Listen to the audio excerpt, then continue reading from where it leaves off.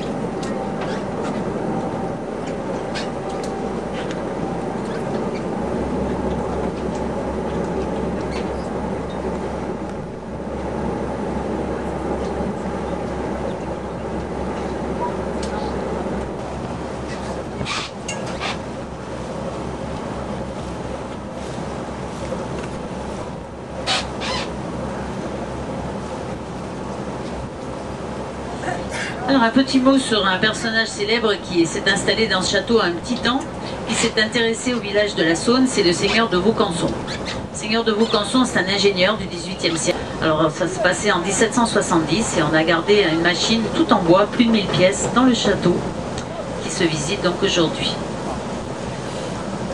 Alors cette industrie du moulinage, eh bien, utilisait les sources.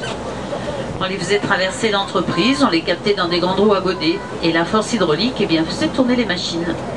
Voilà pourquoi je vous parlais de la petite entreprise là-haut qui continuait sur le système. Il faut savoir que ces sources coulent toute l'année, quoi qu'il en soit.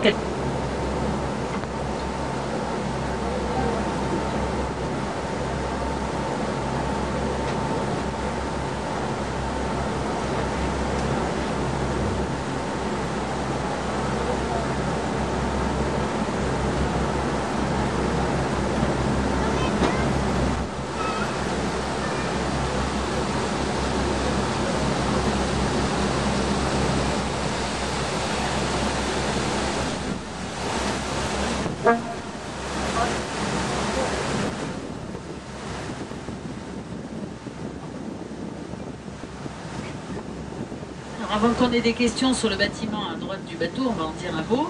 Je vais vous parler des moulinages. Donc autrefois, eh bien, c'était un moulinage. Donc une entreprise qui était positionnée sur le parcours d'une source. On voit d'ailleurs la source qui arrive là au pied des piles de ce pont. Et aujourd'hui, eh bien, c'est une friche industrielle, mais elle est privée, elle appartient à quelqu'un. Donc on n'a pas à en faire de commentaires dessus.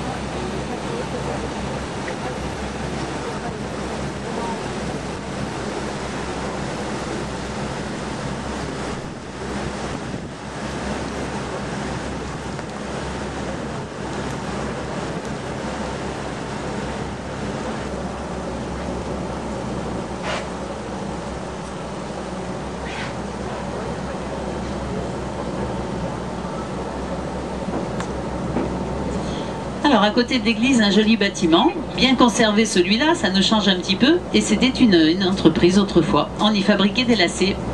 Une usine qui date du 19e siècle, tout en tuf, à côté de l'église du 11e siècle, époque romane. Et puis on va repasser sous l'ancien pont, le tablier donc dynamité pendant la guerre, il nous reste quand même les câbles. Pont de 1832.